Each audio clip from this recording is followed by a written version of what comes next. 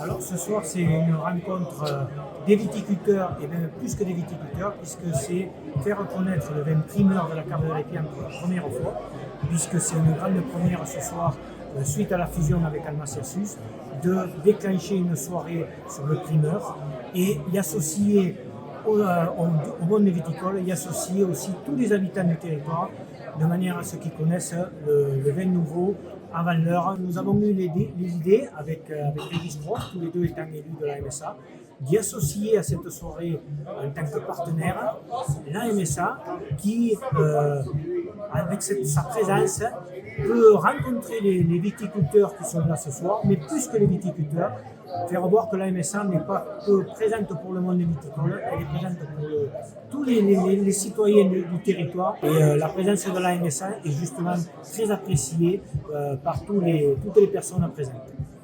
Oui, ben alors je prends le relais donc de la MSA.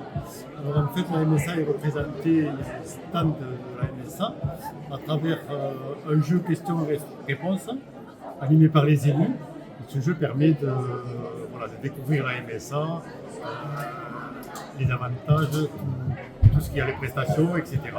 à travers ce jeu-là.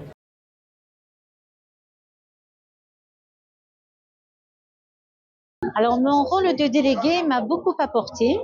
D'abord sur la connaissance de l'organisme de la MSA du Languedoc, que je n'ai pas perçu comme uniquement un organisme qui collecte des cotisations, mais un organisme qui s'adresse à tous ses ressortissants, que ce soit des actifs, des seniors, des jeunes, par des actions au niveau du territoire, que ce soit au niveau de l'alimentation, du bien vieillir, sur le harcèlement, sur beaucoup de choses. Et en tant que déléguée, ça m'a beaucoup enrichi et je me suis sentie très utile.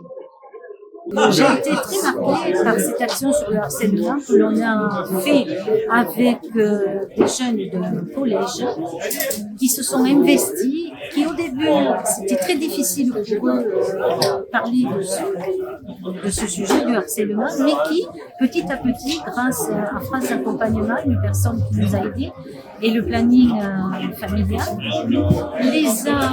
ils se sont ouverts au fur et à mesure et très bien travaillé sur une bande dessinée qui leur a permis de s'exprimer là-dessus et d'essayer d'avancer et de comprendre qu'ils n'étaient pas seuls, qu'ils pouvaient être aidés. Et justement, cette action de la MSA a permis de les aider à affronter ce problème et de dire qu'ils n'étaient pas seuls et qu'ils étaient entourés de personnes compétentes qui pouvaient les aider.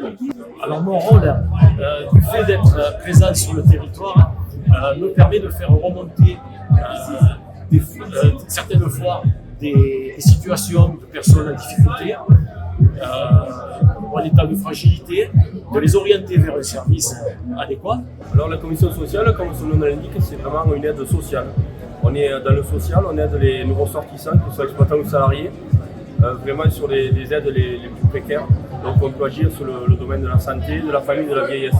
Par exemple, ça peut être de la prise en charge de loyers impayés, de factures d'EDF que les gens ont du mal à payer. Ça peut être aussi de l'aide pour les aidants, pour les personnes malades. Et voilà, beaucoup de domaines, mais vraiment dans le social, pour les personnes les plus démunies. Par exemple, pour les partenaires héros, c'est l'année dernière, 2023, c'est 176 dossiers et environ 173 000 euros d'argent donné à ces personnes les plus difficiles.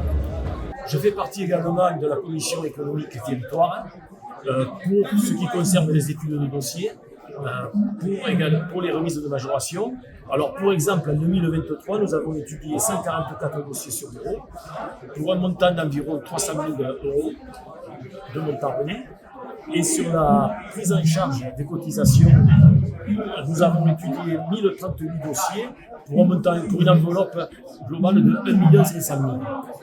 La MSA agit sur énormément de domaines et aussi avec nos partenaires européens, organisations professionnelles agricoles, donc Chambre d'agriculture, Adasea et autres. Il y a le système Réagir. Réagir, c'est vraiment quand un exploitant est en difficulté, il rentre dans ce système-là et c'est vraiment expertisé, voir un petit peu au niveau comptable, au niveau technique sur l'exploitation, qu'est-ce qui va pas, pour vraiment aider les gens et peut-être aussi une reconversion si vraiment l'exploitation est à bout. Ça, c'est la première chose. Ensuite, il y a aussi le dispositif Sentinelle.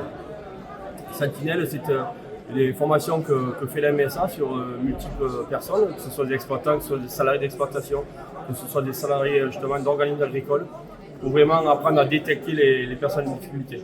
C'est vrai que quand, malheureusement en agriculture, nous sommes tous fiers, et des fois qu'on est en difficulté, on se ferme, on n'ose pas le dire autour de nous.